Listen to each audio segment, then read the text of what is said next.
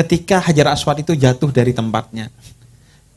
Yang mengembalikan paling berhak siapa? Terpilih Nabi Muhammad. Orang itu sudah mau bunuh-bunuhan waktu itu. Akhirnya Nabi Muhammad taruh di atas sorbannya, semua disuruh ngangkat, akhirnya semua guyup. Setelah pindah ke Madinah, beliau mempersatukan Muhajirin dan Ansor. Setelah itu bikin piagam Madinah mempersatukan Muslim dan non-Muslim. Setelah itu masuk ke Mekah mempersatukan antara grupnya Abu Sufyan dan grupnya Nabi Muhammad.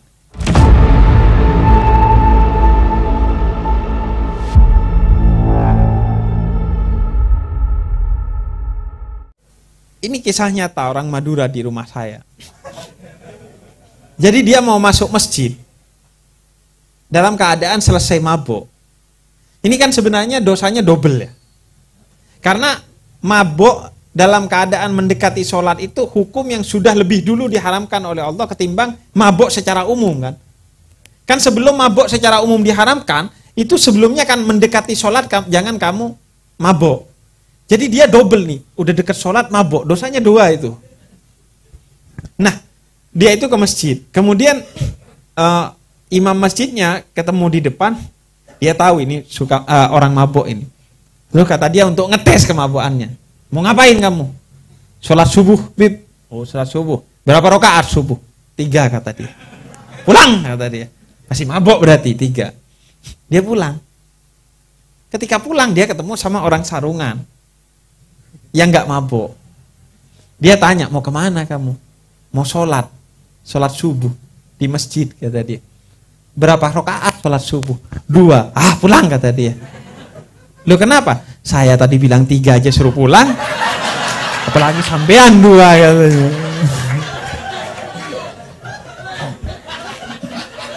3 aja suruh pulang, sampean 2. Itu kan warna-warni umat Kanjeng Nabi lah kira-kira lah.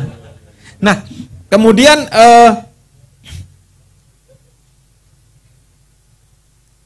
ada yang murah senyum namun hatinya mengumpat. Ada yang berhati tulus tapi wajahnya cemberut. Kira-kira kan ada orang yang begitu. Dualisme itu. Ada yang berlisan bijak namun tidak memberi teladan.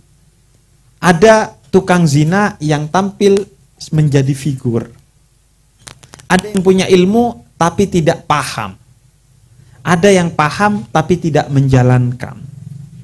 Ada yang pintar tapi membodohi. Ingatan saya kenapa jadi terlempar ke parlemen ya kalau begini. Ada yang bodoh tapi tidak tahu diri. Ini jelas medsos lah. Ada orang beragama tapi tidak berakhlak. Ada yang berakhlak tapi tidak bertuhan. Maka Al-Mustafa bisa mengatasi. Monggo.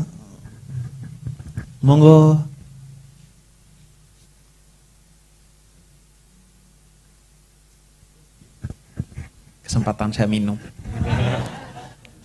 Saya juga.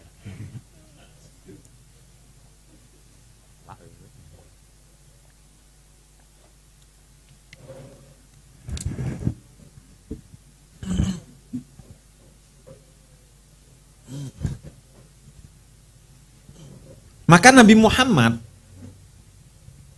itu bisa mengatasi jebakan-jebakan itu. Bisa berdiri secara moderat dalam dualisme tersebut. Sehingga beliau menjadi sosok yang sangat agung. Itu yang menyebabkan Muhammad Iqbal terkagum-kagum kepada sosok Nabi Muhammad SAW. Nah, sedikit saja karena waktu sudah mepet, kita bicara contoh-contoh aspek kemanusiaan Nabi Muhammad SAW. Tadi kita sudah sempat singgung sebagai negarawan, 13 tahun menyelesaikan masalah. Kemudian yang kedua adalah bagaimana beliau menyelesaikan masalah-masalah keretakan. percekcokan, pertikaian yang ada di masyarakat.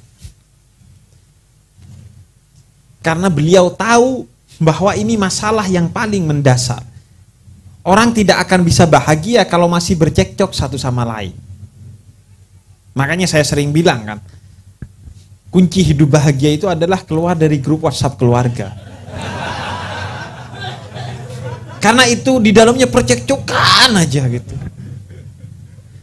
Jadi Nabi Muhammad bervisi ke sana. Langsung beliau itu, misalnya ketika masih di Mekah, mempersatukan orang-orang Arab melalui satu episode ketika Hajar Aswad itu jatuh dari tempatnya. Yang mengembalikan paling berhak siapa? Terpilih Nabi Muhammad. Orang itu sudah mau bunuh-bunuhan waktu itu. Akhirnya Nabi Muhammad taruh di atas sorbannya, semua disuruh ngangkat, akhirnya semua guyup. Setelah pindah ke Madinah, beliau mempersatukan Muhajirin dan Ansor. Setelah itu bikin piagam Madinah, mempersatukan Muslim dan non-Muslim. Setelah itu masuk ke Mekah, mempersatukan antara grupnya Abu Sufyan dan grupnya Nabi Muhammad. Antara orang-orang yang dari Madinah dan orang-orang yang memang grupnya Abu Sufyan di Mekah. Jadi terus visinya adalah mempersatukan. Jadi ini aspek kemanusiaannya Nabi Muhammad yang menurut saya penting. Kemudian juga aspek lain dari beliau, Nabi Muhammad itu nggak ngebosi orangnya. Karena itu beliau mengangkat bahan bangunannya ketika mau bangun masjid itu sendiri sehingga ditegur oleh beberapa sahabat. Kemudian Nabi Muhammad itu juga tidak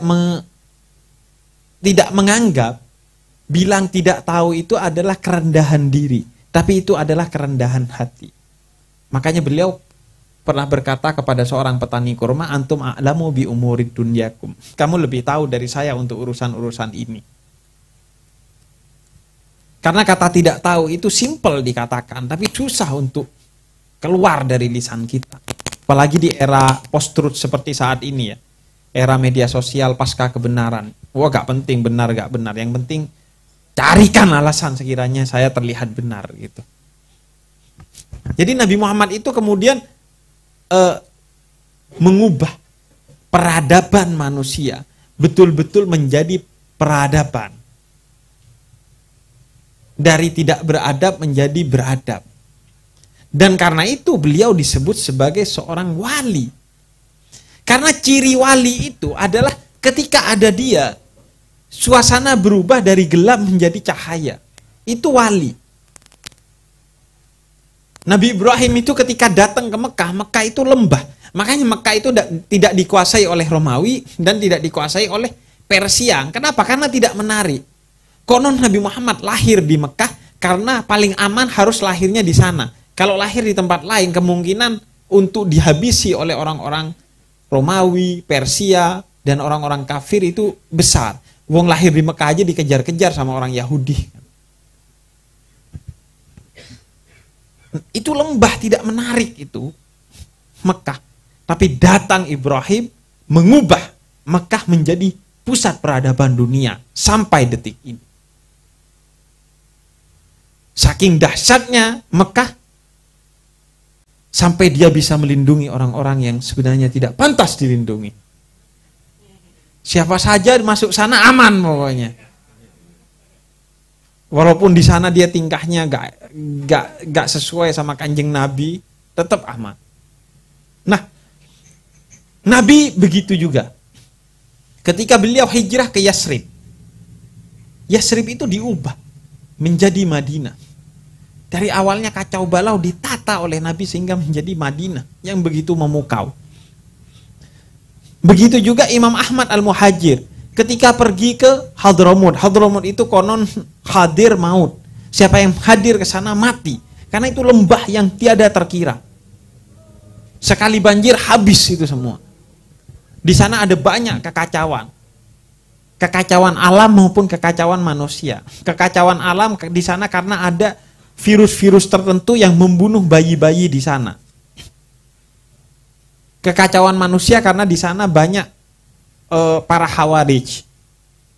yang berkeliaran di sana sehingga gak suka ngelihat Habaib, cucunya Nabi Muhammad. Lebih dilihat sebagai cucunya Sayyidina Ali, makanya gak suka dia. Oh iya, singa itu mungkin singa Khawarij ya.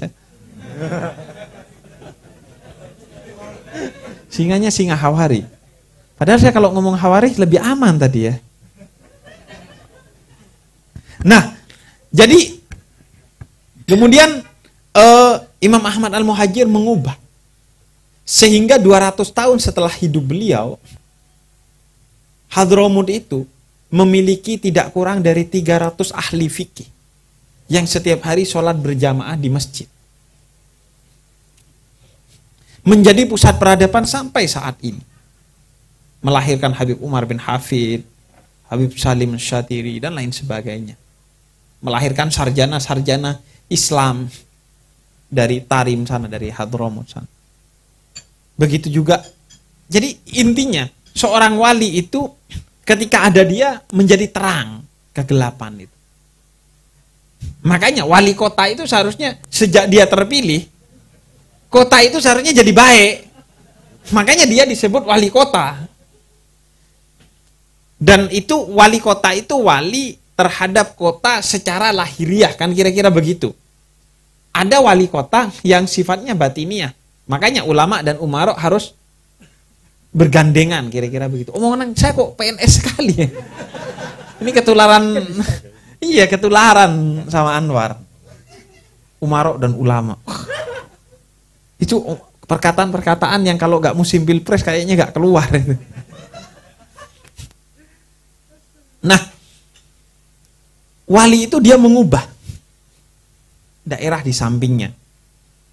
Karena itu kemudian wali kota seharusnya begitu. Nah karena itu, kamu ini kira-kira, atau kita ini kira-kira, mirip Kanjeng Nabi apa tidak, ukurannya itu. Sejak ada kamu, tongkrongan itu arahnya kemana? Itu ukurannya. Jadi begitu kamu duduk, ini tongkrongan berubah kemana? Lebih baik atau lebih buruk? Semakin baik berarti kamu semakin dekat dengan Nabi Muhammad, semakin buruk kamu semakin dekat dengan Dajjal. Kira-kira kan begitu. Kalau saya malam ini lumayan lah ya. Ada saya kan lebih islami tongkrongan ini.